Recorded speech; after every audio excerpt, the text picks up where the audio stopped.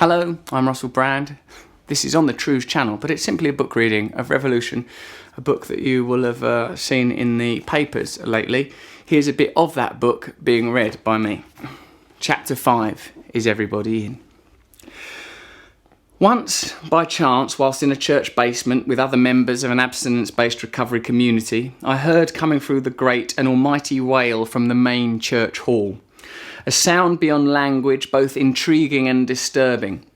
I regularly keep the company of other recovering drunks and addicts as I learn a lot from those with more clean time than me, and still more from those with less. People with more time tell me how they continue to cope with an external world that will not submit to their imagined demands and an ego that is defined by its insatiability, this restless demon that forever wants more, that lingers like a tapeworm at the gateway to the soul, devouring and rejecting according to its needs. From those that stagger in with fumes on their breath, stains on their teeth and fear in their eyes, I learn the most important lesson: gratitude. Whatever I endure in recovery, I need never again suffer the indignity of active addiction, the despair and hopelessness, the inexhaustible cycle of incremental self-immolation. I'm reminded of how far I've come, of the miracle that with help and humility I can, one day at a time, live free from drugs and alcohol. Today, though, the racket from the vent enchants me. This pervasively seductive din is in need of investigation, so I quietly slip out the back, though I could have clanged out in metal wellies with this crescendoing hullabaloo unabating in the next room. There's no interior door that leads me to the source of the siren, so I wander around the Kensal Green Church, a typical church in West London, St Martin's or St something, a few hundred years old or whatever, on a corner in the early evening. As I circumnavigate the unremarkable perimeter, the alien choir grows louder, and I'm pretty certain I've found the right door, so I give it an assertive shove, but it's locked. I strain to reach a tiptoed meerkat peer up to the window high, like an apple in a fable. I can't see nothing, so I do a first knock. The first knock, always quiet, the split intention of getting attention without causing a disturbance. The second knock, a little more committal. The third, almost an attempt to split the wood, is the one they hear, the only one they heard, the one I might as well have done in the first place. If you're going to knock, knock. Within there is a sparse congregation, surprisingly small given the discordant requiem of caterwauling. Of the 30 parishioners, all eyes face the front but for a girl aged about 9 at the back with a book at a doll's house desk, all little like when you go back to your old school. I try not to look meek, although I wouldn't mind inheriting the earth when I walk in. I try to seem, in spite of appearances, like I should be there. At this point, though, it doesn't matter because the only person looking is this little girl, and she is super friendly and smiles. The adults, the everybody else, are looking to the front, well, facing the front, because most of their eyes are closed or rolled back in their heads or facing down at their feet as they sway and incant.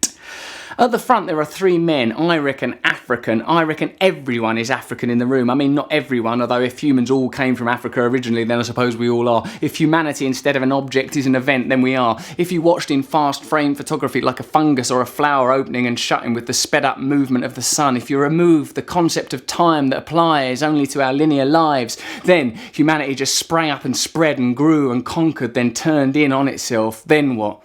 I suppose that's where we are now. Not this lot, though, in Kensal Green. This 30 or so humans are entranced in some dance. The main man is a shoeless, bearded bloke. His hair and beard are grey, so his face looks like it's pushing through a storm cloud or a dirty bubble bath, or like when Lenny Henry used to do David Bellamy. He is speaking in tongues, loudly. The fellas that are with him are 2. Up there at the front of this modest church hall, unadorned with wooden rows or pulpits or stained glass, much more a place where scouts would meet up or scones would be sold than a spirit summonsed. There's another bloke at the side playing a keyboard, but you can only hear it intermittently because of the other far weightier tunes, unidentifiable lyrics, except once in a while I hear Jesus like a twig floating by in a stream of babble. Everyone looks poor. The women are mostly seated, occasionally escorted to the front by the equivalent of an altar boy or verger. Once there, the main man, the bearded preacher, bridles and jabs and spasms and gurns like a pre-ejaculatory James Brown. The younger ones, a fellow with a shaved head and an orange polo shirt like a cashier at Halford's might wear, and a bloke who in my head has already been replaced by Carlton from the Fresh Prince of Bel-Air, swoop round each new arrival to the stage area, though let me stress it is not a stage, not raised, distinguished only in that it is nominally the front. Intermittently, when a space becomes vacant, the assistants stray into the congregation to recruit another participant. The candidates are seemingly selected on the basis of eye contact, then ushered to the front. There is a pull-down screen with a projection of, I assume, biblical text, again in unrecognisable language again, but for the appearance here and there of Jesus. It looks to me to be a patriarchy. The men are dominant. I stand at the back, not knowing quite where to put my hands. I try clasped at the back like a royal being shown round a former colonial village, then at the front like a footballer in a wall awaiting a free kick. The little girl, who seems to be the only person there taking any managerial responsibility, sweetly offers me a chair. I tell her I'm okay. Me and her are the only ones not in some degree of reverie. Bellamy, orange shirt and Carlton are screaming their heads off. A tall, really tall man with a shaved head in a long, really long suit is having a wild time up there and has none of my self-doubt in where to position his hands. They are thrust heavenwards, taut like a Nazi for whom one C. Kyle is just not enough. A double-barrelled Nazi. The women sway and jump and shriek. Whilst this is almost entirely foreign, there is something familiar, like a place in your mouth where food always gets caught. Something I recognise. It is orgiastic. This Christianity with a voodoo twist is on the brink of a Dionysian breakdown. Through this ritual I see the root of ritual, the exercising of the primal, the men engorged, engaged, the women serpentine and lithe, only the child excluded. I get on my knees, which a few other people are doing out of respect, but also because I'm beginning to sense that it's only a matter of time before I'm ushered to the front. I've not been taught how to be religious. Religious studies at school don't even begin to cover it. There, the world's greatest faiths and the universe's swirling mysteries are recited like bus timetables. No teacher of RE ever said to me, beyond the limited realm of the senses, the shallow pool of the known is a great untamable ocean, and we don't have a fucking clue what goes on in there. What we receive through sight, sound, smell, taste and touch is all we know. We have tools that can enhance that information. We have theories for things that we suspect lie beyond that information, filtered through the apparatus, limited once more to those senses. Those senses are limited. The light range we detect is within a narrow spectrum. Between infrared light and ultraviolet light, other species can see light that we can't see. In the auditory realm, we hear but a fraction of the sound vibrations. We don't hear high-pitched frequencies like dog whistles. We don't hear low frequencies like whale song.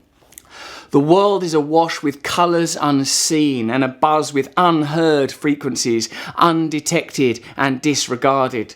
The wise have always known that these inaccessible realms, these dimensions that cannot be breached by our beautifully blunt senses, hold the very codes to our existence, the invisible electromagnetic foundations upon which our gross reality clumsily rests. Expressible only through symbol and story as it can never be known by the innocent mind, the stories are formulas, poems, tools for reflection through which we may access the realm behind the thinking mind, the consciousness beyond knowing and known, the awareness that is not connected to the haphazard data of biography, the awareness that is not prickled and tugged by capricious emotion, the awareness that is aware that it's aware. Perhaps if my religious education had constituted more than glum Calvinist witterings and brass rubbings of church doors, I'd be better equipped in the midst of the numinous howl in the Kensal Green Church Hall. Here, a sentiment like "Thine is the kingdom, the power and the glory" is not a bureaucratic proposal stencilled onto a municipal sign. No diving, no heavy petting, glory in the blazing light of the Lord, but a dance, a stomp, a chant. I've been hunched at the back for a little while now, ecstatic of Rodin, of disingenuous genuflection, when I think, would it really matter if I got taken to the front? I'm the only member of the congregation aside from the little girl who has as yet been spared the backslapping, prodding and spinning that occurs when you're summoned to the front. I consider leaving. It'd be easy enough, just a nod to the tweeny administrator and then a purposeful sidle.